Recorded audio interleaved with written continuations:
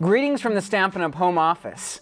I'm going to show you how to put together the top of this gift box that's featured in our 2013-2014 annual catalog. Now this would be a great way to dress any gift and make it even more special.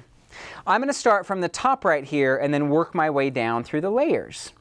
Now the first thing you see right here on top is some of our pool party seam binding, and that is held together right there with a little bit of our linen thread. Now the next layer down features some of our cardstock, and we have punched it out using our 1 3/4 inch scallop punch. And as you can see, there's a little bit of difference in texture between the cardstock. We're going to do a faux suede technique. And so what we're going to do is take our bone folder and just kind of work this paper a lot, and this is going to make the fiber split a little bit. As you work it, you'll notice that the paper splits, and you can peel that in half.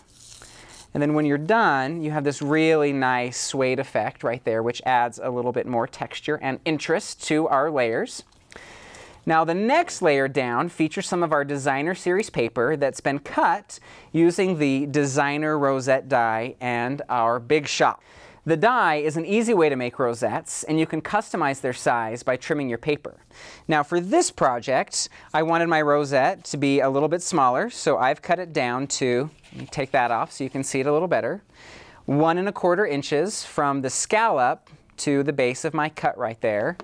And then I just fold along the pre-scored lines like so.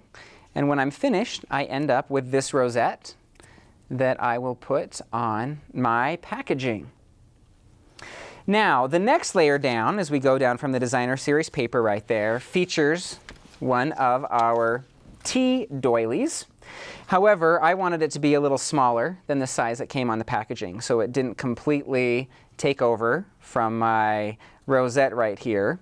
So how I accomplished that is I just cut out a slice of the doily, like I was cutting a pizza.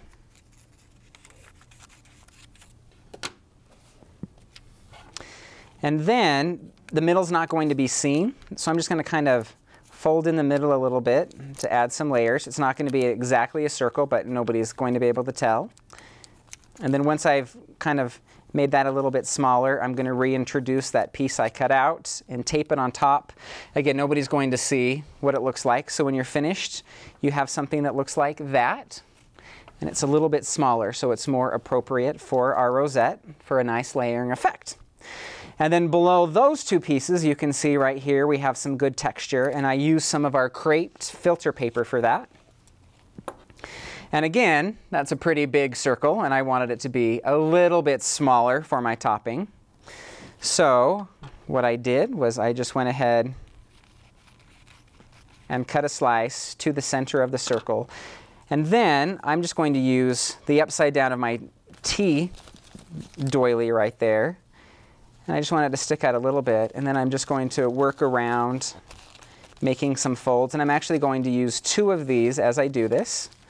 So as I work my way around, that'll give me the right size. So I'll end up with something for the half sheet that will look like that.